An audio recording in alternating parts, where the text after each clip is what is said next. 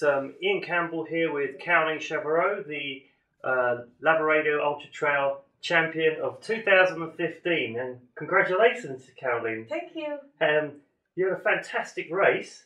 Yeah. Can you tell us a little bit how you felt it was? And because you were going particularly fast, did you realise you were going at course record pace? No. At the beginning, I felt quite slow. And I said, okay, I will just have fun. And after the first place, Hospitale, Yes. I began to feel quite good. And I knew I was fast until Cima Blanche. I said, okay, I'm quite fast. But after Cima Blanche, I felt quite bad. Okay. So I was not sure I was so fast. So. You were pretty fast. I mean, Natalie Moncler was pushing the pace early on, and so when she was at Hospitale, she just flew through the checkpoint, and then I saw you coming through, and you were about 3 or 4 minutes behind. Was that your plan, just to follow Natalie, or were you just running your own? No, I was just running my own race. Okay. I know Natalie, she always starts very fast. The one at La Réunion, she even starts with the best man. Yes. And I say, okay, she can go fast, but I can't follow. Right. So I do my race. It's very long for me. Mm-hmm. I'm not that much experience. Natalie has more experience. At the longer distances, yes. So I say, okay, I don't care. Okay. And then I think it was probably between Alonso and that you then you took first place. Yeah. What can you say when you caught up with Natalie? How was she feeling, or how were you feeling? I was a bit surprised when I came to Alonso. My assistant told me she was just 1 minute behind. And I continued to run, and then I saw her. So I say, okay, there is 10 kilometers downhill. I hope it's pretty technical. Yes. So I tried to pass them before the pass, and in the downhill I went really fast. You went really because fast. I wanted to make the distance. Okay. Because after you come down, you come to a fairly flat section where you can.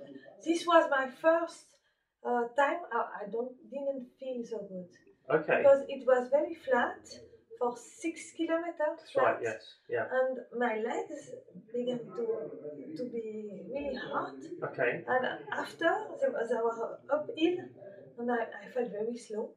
And I was surprised Natalie didn't come after me. But maybe everybody was slow. And then basically you then just stretched your lead further and further.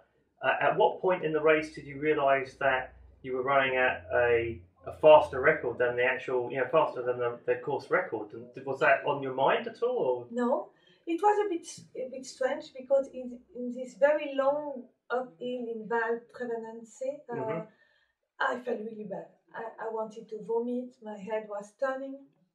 And I said, okay, I have already run a longer race, like in Transcanaria. Yes. Maybe I can do a 14-hour race. So I will wait and see. What happens. Suddenly I felt good again.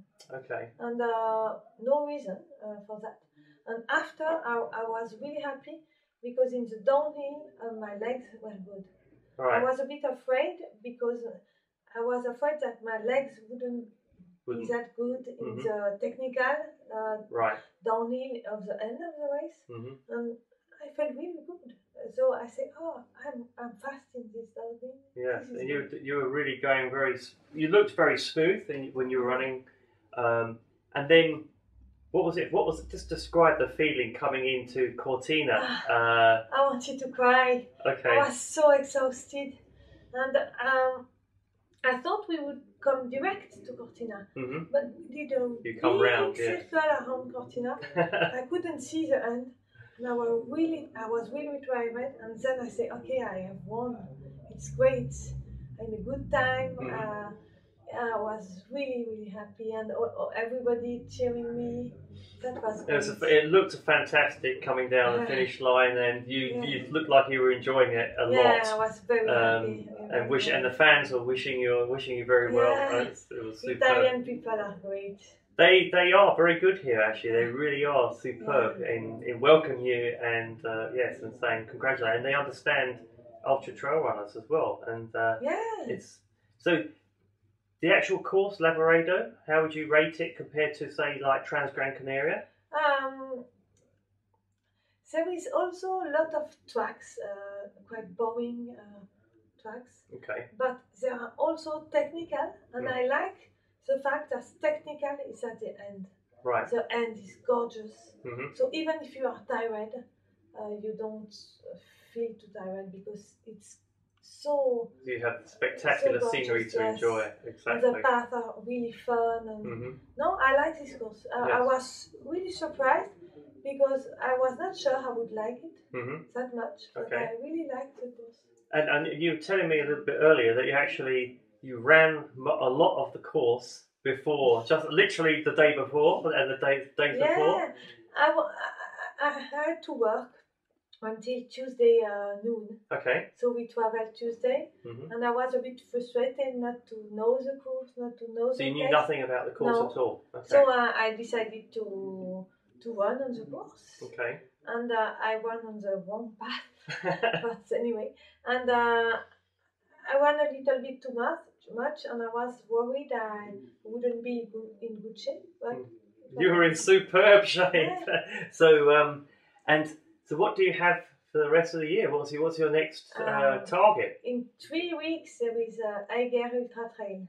Oh, okay. I want to do it because it's in Switzerland. I am also Swiss. Okay. So I love this place and I really want to discover. But I hope I will have recovered. I will recover. Sorry, I'm sorry for my English. No.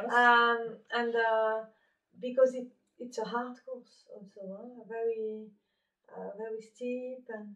So from what you're saying, you tend to like the hard technical courses as opposed to the pure running course? Yes, I like really running in the mountain with technical path. And after I do UTMB. Okay. But today I thought, I'm not sure I can do UTMB. It's so long. Well, on the performance you've done today, it's not much more. It's only another 40 kilometers, 30 kilometers. Maybe I start 40 kilometers. Very quiet at UTMB. Like you did today. More quiet. Very quiet, and then gradually move in. Yeah. So, what's a typical training week for you? Because I know you work, don't you? Yes.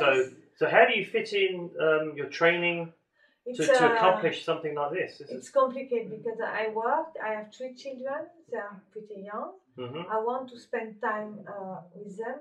In my family, trail running is absolutely not the center of the family life. Life, you know. In the weekend, I try to do very short training to be able to be free all day with my kids. For your children, yes. Excursion anyway. So I mostly work at noon at work. Okay. And sometimes if I have 3 days, I try to do, for example, running and cycle. I cycle a lot. Okay, right. It helps me so much. So you find that's good cross training? Yeah. Okay. It's really good, and for recovering. After the World Championships, I biked every day in the week because I had a week off. And I think Monday I will bike and Tuesday also. Okay. I will bike all week so I can recover. It helps. You find it's faster recovery. Yeah. Okay. And I work a lot on downhill. For me, it's very important to work on technical downhill skills. Right. I am very lucky because just near my home and near my work, they are really technical paths. So you have them on your doorstep, which is great. Okay, so that's why you like. But I have to improve. When Nuria Picas passed me on Transgran Canaria, I was amazed how she ran downhill. And I say, okay, I have more improvement to do. Well, I think on today's performance, there's probably quite a few people who are being amazed with you and how fast you were going as well. So I was happy. I think you should be. So congratulations. Thank you. Thank you for a very good. Thank you. It was spectacular to see you racing out there, and congratulations for beating what was a tough course record in the first place. Yeah, because it's Rory Bozio. It's my idol, you know. But also Rory beat the course record by 90 minutes last year. You've now beat that further by another 40 49 minutes. Yeah. So it's fantastic. So you set the bar really high. Yeah, I never thought I could do as well or better than Rory Bozio. You have. So congratulations. Thank you. Thank you, Thank you. Caroline. And sorry for my poor English. I'm a bit tired after the race.